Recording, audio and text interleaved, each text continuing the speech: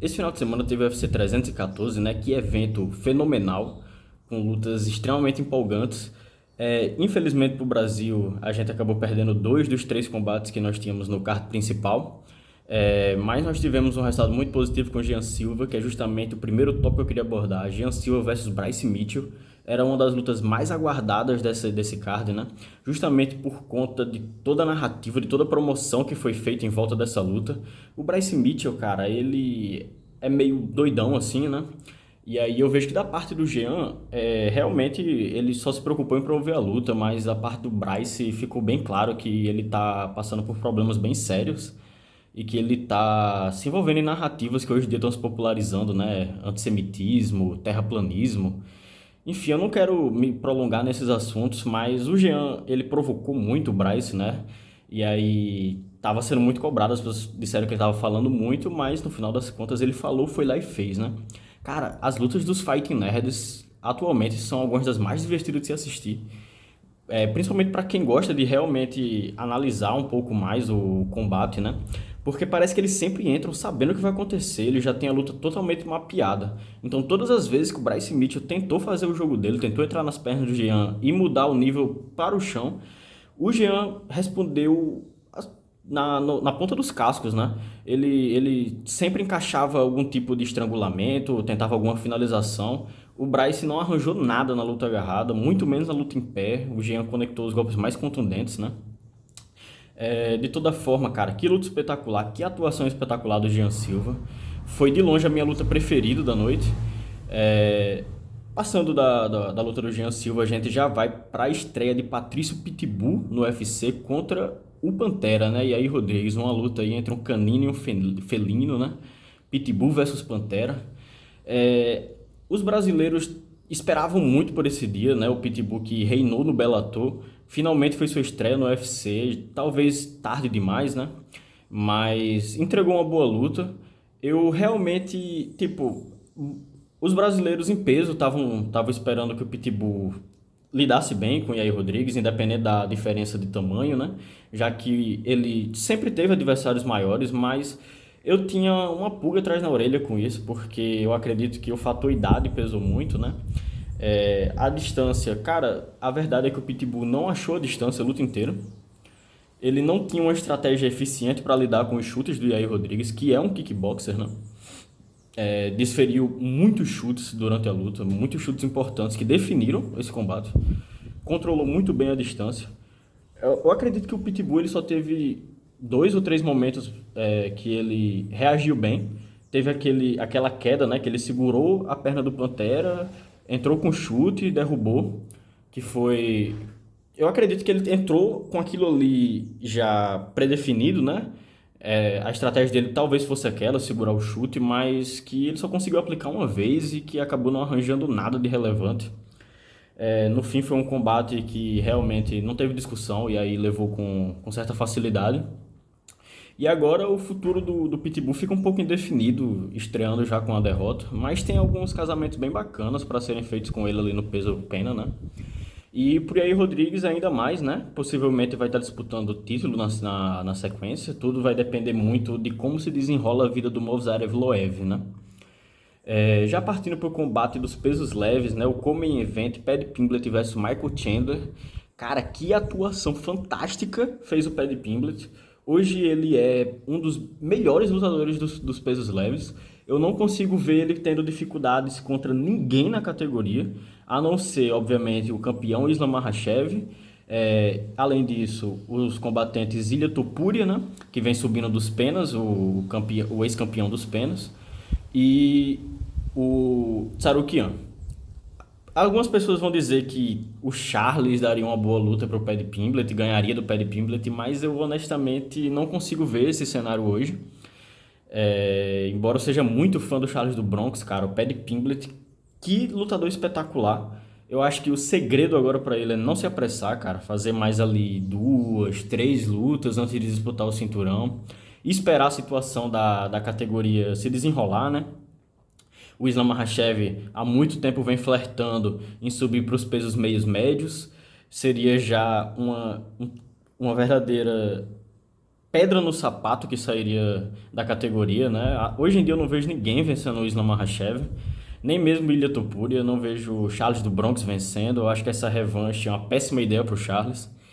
Mas falando do Paddy Pimblett, cara, ele talvez enfrente agora o Moicano, né? Que tem aquela narrativa. O Moicano acabou de disputar o cinturão, então tá em alta. Talvez procure já ali no top 5 algum adversário, não sei o que ele vai fazer, mas ele vem fazendo um trabalho muito consistente. Ele tem uma trajetória muito consistente, né? Nessa luta, o Chandler, cara, ele fez o que ele sempre faz, ele entra pra dar show, mas sem nenhum tipo de estratégia relevante, cara. Ele não propôs em nenhum momento um jogo que realmente ameaçasse vencer o combate. Ele tem um wrestling muito afiado, né? Ele tem uma capacidade física muito apurada, mas que no fim não foi convertida em nada relevante. Ele derrubava o Pimblett, mas ele que passava o sufoco no chão, porque ele nunca consegue ameaçar nenhum tipo de finalização. Pegou as costas, não conseguiu encaixar nenhuma finalização. Então, cara, o que esperar do futuro do Michael Chandler, né? Já tem 38 anos, inclusive a diferença de idade nessa luta foi um fator, assim, gritante. Algumas pessoas não sabem, mas o Michael Chandler, cara, em 2011 já era campeão do Bellator. Em 2011 o Paddy Pimblett tinha 15 anos de idade. O Paddy Pimblett era um adolescente quando o Michael Chandler já era campeão do Bellator, um dos maiores eventos de MMA do mundo, né? São 8 anos de diferença de um para o outro, uma diferença muito relevante que ficou muito clara. É, mas de qualquer forma, cara, o jiu-jitsu do Paddy Pimblett é fenomenal. Na trocação ele também não deixou nada a desejar, né? O Michael Chandler tem golpes muito poderosos, mas o Paddy Pimblett, cara, não deixou nada a desejar, honestamente. Foi talvez o maior destaque da noite, assim, o maior prospecto que saiu ali junto com o Jean Silva. E o futuro dele na categoria é brilhante e inspira coisas muito grandes, cara. Ele pode estar chegando forte aí para disputar esse cinturão. Ele é um personagem meio folclórico, né? Até por causa daquele cabelo de cuia. Ele não tem muito. Ele não tem muito. Tipo, o Michael Chandler, cara, é um total bad boy, né? Aquele cara malvado, grande, assustador. O Paddy Pimblett não, cara. Ele tem cara de adolescente, embora ele tenha 30 anos, né? Não assusta ninguém o Paddy Pimblett, mas, cara, que lutador técnico. E agora, já partindo para o main event, né? A luta mais aguardada da noite. Pelo menos no papel, que na minha cabeça a do Jean Silva foi bem mais interessante, né? Mas, cara, Diego Lopes versus Volkanovski. Eu já esperava que o Volkanovski ia ganhar, independente da diferença de idade. Eu não concordo com as pessoas que tentam colocar ele. Tentaram, né? Agora eu acho que ninguém tem coragem de falar isso, que ele já tá aposentado, que não ia voltar. Cara, ele perdeu 2 vezes para o Islam Makhachev na categoria de cima. O cara que hoje é o top 1 peso por peso. O melhor lutador de todo o UFC. Não acho que seja demérito do Volkanovski ter perdido os 2 combates. Além de que no primeiro encontro ele entregou um combate muito apertado, que algumas pessoas inclusive disseram que ele venceu, embora eu acho que o Islam também ganhou aquela luta. Quando ele voltou, ele enfrentou o Ilia Topuria, né, que é um cara que tá aí em ascensão, que tá, cara, surpreendendo, venceu o Max Holloway, nocauteou o Max Holloway. Embora eu ache que numa revanche com o Volkanovski ele perderia, eu acho que ele acabou ali encaixando aquele nocaute no momento muito oportuno para ele, mas que no resto da luta o Volkanovski estava levando a melhor. E que se não fosse aquele golpe, cara, eu acredito que o Volkanovski venceria a luta. E talvez no segundo encontro ele não conseguisse conectar aquele golpe daquela forma que foi. Além disso, cara, o Diego Lopes, ele representa o Brasil, né? Mas tem uma questão aí com ele que me incomoda, honestamente. Ele é manauara, né? Nasceu em Manaus, no Amazonas, treinou lá e já na juventude dele, mas ele já era crescido, ele se mudou para o México, foi onde a carreira dele deslanchou verdadeiramente no MMA, né?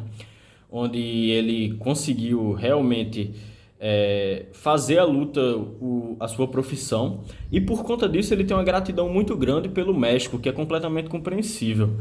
Mas eu honestamente não acho bacana o que ele faz de querer representar as 2 bandeiras, de entrar com a bandeira do México, de colocar a bandeira do México ali do lado do nome no card dele, né?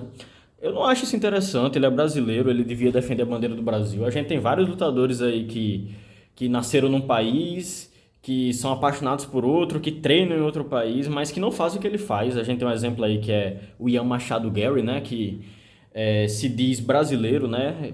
Ele treina no Brasil, ele ama o Brasil e deixa isso bem claro, mas, cara, ele sobe com a bandeira da Irlanda, ele coloca a bandeira da Irlanda ali no nome dele. Eu acho que é o correto a se fazer. Eu não gosto dessa postura do Diego, embora eu até gosto dele como lutador, mas eu já.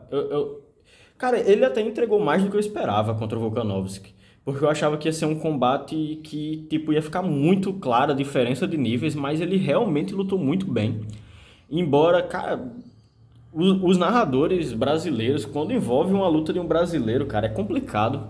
Demian Maia marcando ali 4 rounds pro Diego Lopes, cara, não existe isso. Tem que ter assistido a luta de olho fechado pra dar essa análise. Não é criticando o Demian, né? Porque quem sou eu pra criticar, mas, cara, tava muito claro isso. Eu acho que às vezes falta pros narradores um pouco de imparcialidade, né? De realmente analisar a luta como ela tá ocorrendo. Não sei, não é a primeira vez que isso acontece. Eu acho isso muito bizarro, porque, cara, basicamente todos os rounds o Volkanovski conectou ali o dobro de golpes significativos que o Diego Lopes. O segundo round foi o que os juízes deram pro Diego. Foi por conta que o Diego realmente chegou mais perto de finalizar a luta, né? O Volkanovski sofreu ali um flash down. O Diego conectou um golpe muito forte. Chegou ali a ameaçar finalizar o combate. Mas que ainda assim, no resto do combate do round, o Volkanovski foi dominante. E em todos os outros rounds, cara, não tem nem discussão de quem é que venceu. E aí fica muito claro a besta que é o Volkanovski, que lutador espetacular, cara. Na idade dele, né, 36 anos, voltar e recuperar o cinturão depois de ser nocauteado 2 vezes, de perder o outro combate, ou seja, 3 derrotas, não, 3 derrotas seguidas não, porque depois que ele perdeu por Islam Makhachev, ele voltou, enfrentou o Yair Rodrigues, ganhou, né? Defendeu seu cinturão, enfrentou o Makhachev de novo, voltou, defendeu e perdeu pro Topuria, né? Então aí 2 vitórias por nocaute, 2 derrotas por nocaute seguidos. Entregou uma atuação espetacular, fenomenal. Pro futuro aí da categoria dos penas, o que é que pode se esperar, né?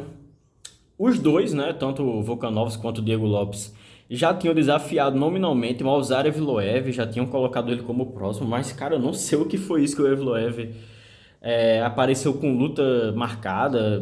Não sei por que que ele não simplesmente esperou, ele já estava ali é, com o cinturão à vista e decidiu arriscar outra luta. Talvez seja questões financeiras, né? Talvez ele esteja precisando de dinheiro, eu não posso esperar. Ou então ele realmente não tem um gerenciamento de carreira. Mas é porque, assim, ele é empresariado pelo Ali Abdelaziz, né? Que é um cachorro velho do MMA, do UFC. E eu acho que não deve ter partido do Ali essa manobra, né? Porque, cara, ele já tava com o cinturão ali pra ser disputado e marcou outra luta. Mas, enfim, o Alves Aravloev, eu vou ser sincero que hoje eu vejo ele ganhando tanto do Diego quanto do Volkan. Eu acho que se ele fosse disputar o cinturão na sequência, ele venceria. Mas não tem como saber o que vai acontecer agora. E aí, Rodrigues talvez seja o próximo, embora. Caso o Diego tivesse ganhado, eu acho que aí certamente seria o próximo, porque já tava aquela rivalidade ali do mexicano contra o fake mexicano, né? Mas agora contra o Volkanovski, será que realmente tem gente querendo ver essa luta agora? Uma revanche, né? Não vejo o Yair ganhando do Volkanovski hoje. Não sei, ele é muito imprevisível, mas o Volkanovski é superior, querendo ou não. Hoje eu só vejo o Volkanovski realmente tendo uma luta difícil contra o Movsar Evloev. Vamos esperar para ver o que se desenrola aí na divisão dos penas, né? Enfim, foi um evento, cara, muito bacana. Eu queria ter feito a previsão antes, né? Eu acertei todas as lutas do card principal. Deveria ter apostado, eu estaria já agora aproveitando o meu dinheiro se eu tivesse colocado alguma coisa, mas eu acho que se eu tivesse apostado eu teria perdido. Mas realmente, que evento fenomenal, né? Com muitas lutas interessantíssimas, muitas finalizações. E vamos ver aí o que o futuro aguarda para a divisão dos penas, para a divisão dos leves, né? Para o Michael Chandler, para o Paddy Pimblett. E é isso aí, até a próxima.